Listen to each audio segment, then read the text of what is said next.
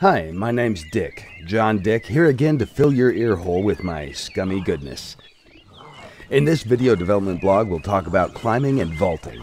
For those of you who still don't know, Scum is an open-world survival game set in the near future with a realistic approach to gameplay.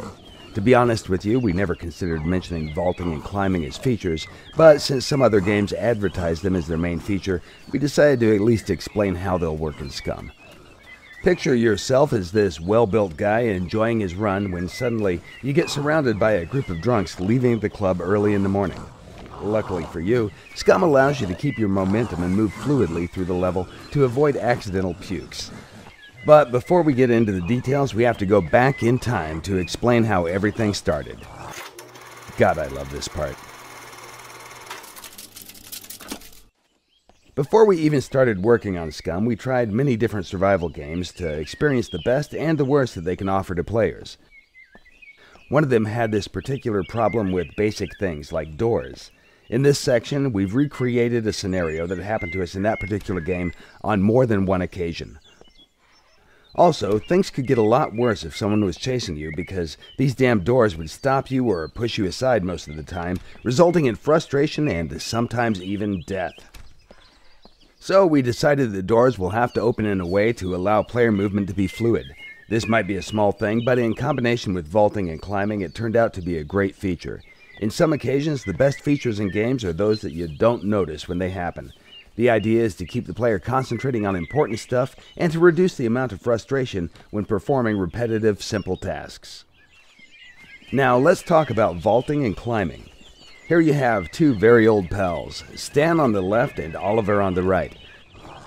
They have different body attributes and different skills because, after all, they're different and unique people. In Scum, all characters are unique and all their attributes and knowledge can be changed in the game, as they are subject to change in real life. Notice that not only they are moving at different paces, their vaulting and climbing speeds are also different.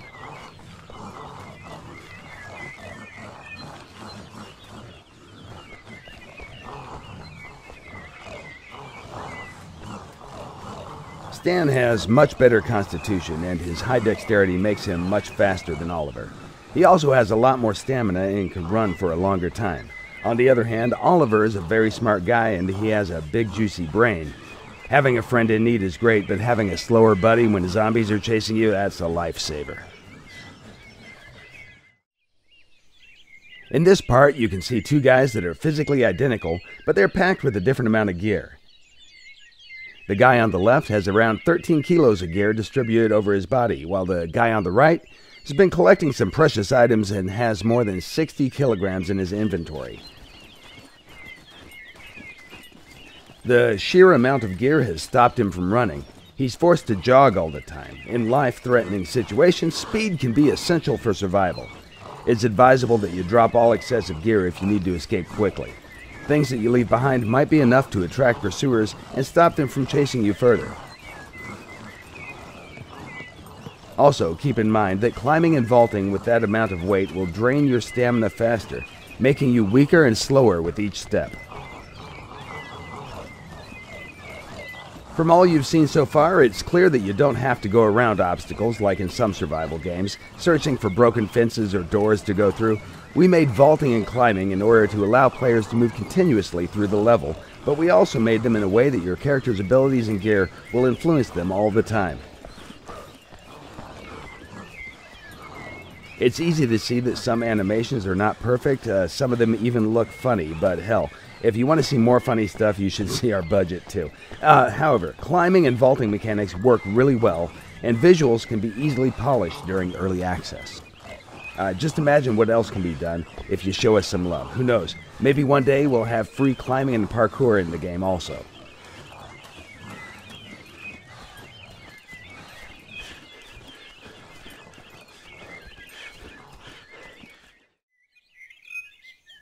More or less, that was everything we wanted to show you about vaulting and climbing.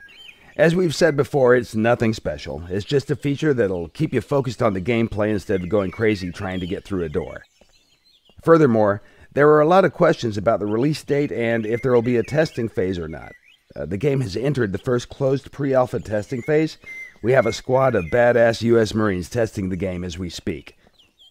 Thank you for watching, and be sure to follow us on Facebook, Twitter, and our development blog at www.scumgame.com to find out more about things that will follow the first testing phase. Hoo-ah! By the way, did you notice this little cool thing that we did in the background? Watch closer.